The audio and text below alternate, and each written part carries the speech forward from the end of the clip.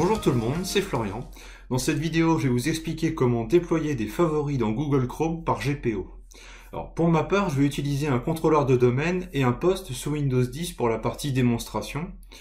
En prérequis, je pars du principe que vous avez déjà intégré les fichiers ADMX de Chrome sur votre infra.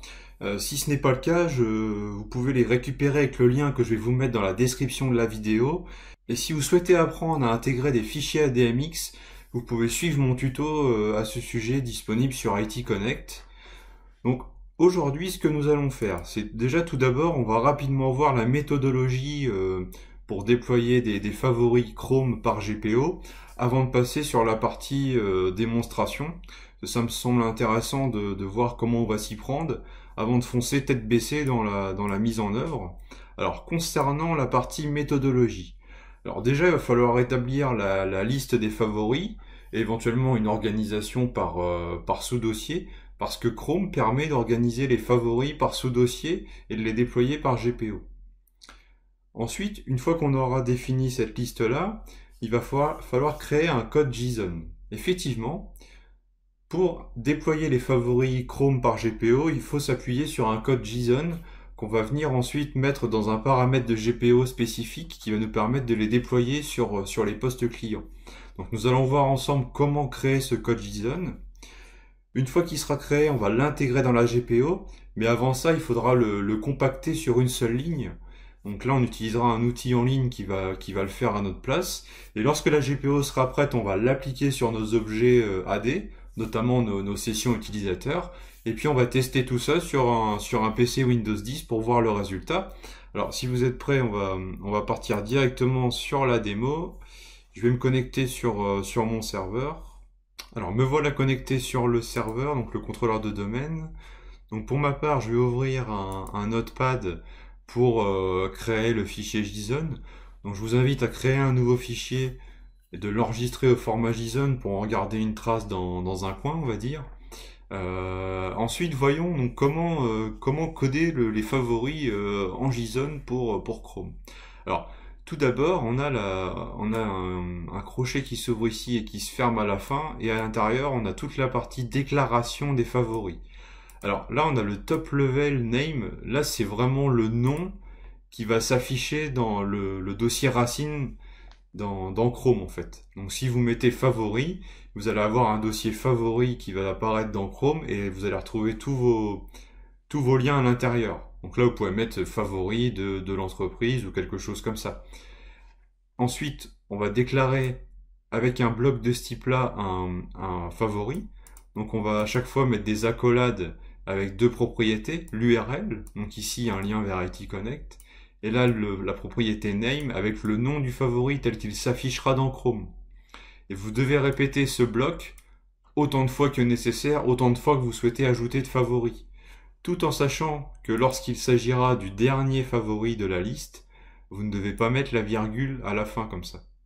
Comme vous pouvez le voir ici, sur la dernière ligne, sur la dernière déclaration d'un favori, je n'ai pas mis la virgule. Donc c'est une syntaxe un peu classique que l'on retrouve dans plusieurs langages, notamment le JSON. Ensuite, si vous souhaitez avoir un dossier racine favori avec un sous-dossier contenant lui-même d'autres favoris, ce qui est intéressant pour créer une arborescence de favoris, dans ce cas-là, ce que vous allez devoir faire, c'est créer un nouveau bloc comme ça avec un name. Donc ici, j'ai fait un dossier qui s'appellera lien Microsoft. Et nous allons devoir déclarer une propriété qui s'appelle children. Et avec ici donc deux points et on ouvre un crochet que l'on va fermer ici. Et à l'intérieur de ce bloc children, nous allons déclarer nos favoris sous le même principe que précédemment avec un bloc qui contient deux propriétés, URL et name. Donc ici on peut voir que j'ai différents favoris qui sont déclarés, deux à la racine du dossier favori et deux dans un dossier qui s'appellera lien Microsoft. Donc une fois qu'on a le code JSON ici, on va pouvoir aller compacter ce code sur Internet directement pour l'obtenir sur une seule ligne. Donc vous avez des compacteurs JSON en ligne directement, c'est pas la peine de s'embêter. Je vous mettrai le lien vers l'un d'entre eux dans la description de la vidéo.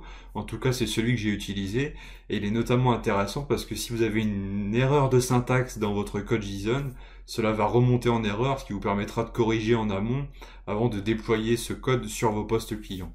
Alors une fois que le code est minimifié, on a une seule ligne comme ceci. Donc là, on voit bien que c'est tout de suite beaucoup moins lisible, mais en tout cas, c'est ce format-là qu'il faut utiliser pour l'intégrer dans le paramètre de GPO. Alors maintenant, nous allons créer la fameuse GPO. Donc je vais ouvrir sur mon contrôleur de domaine la console gestion des stratégies de groupe. Et puis moi, je vais déployer directement les favoris pour tout le monde, pour l'ensemble des utilisateurs. Donc après, vous faites en fonction de vos besoins. Donc je crée une GPO que je vais nommer comme ceci. Voilà. Donc maintenant, je vais éditer cette GPO là. Donc ce sera des paramètres de configuration utilisateur. Donc dans stratégie, dans modèle d'administration, nous allons retrouver la partie Google. Et donc dans Google Chrome ici, nous allons avoir les fameux favoris. Alors ce qu'on va faire dans un premier temps, ce que moi je trouve intéressant, c'est aussi de forcer l'affichage de la barre de favoris. Comme ça rend directement vos favoris accessibles juste en dessous de la barre d'adresse du navigateur. Ce qui en termes d'accessibilité est plutôt intéressant. Donc on va activer le paramètre ici. Voilà. Concernant la déclaration des favoris en eux-mêmes, il y a un paramètre nommé favoris gérés. Alors il faut juste le trouver dans la liste. Voilà, favoris gérés ici. Et là, on peut voir que donc si on l'active, on a une zone de saisie qui s'ouvre à nous.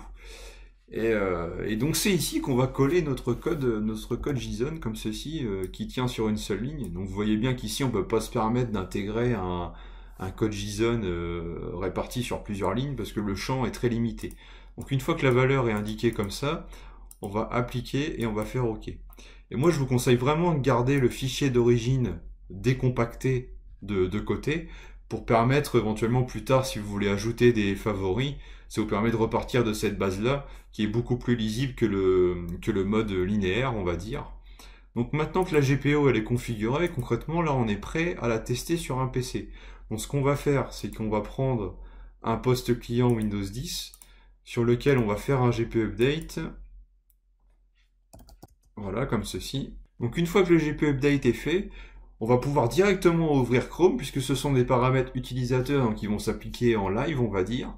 Donc là, normalement, si j'ouvre Chrome, je devrais avoir la barre de favoris qui s'affiche et mes favoris. Donc on va le savoir tout de suite si la GPO fonctionne bien.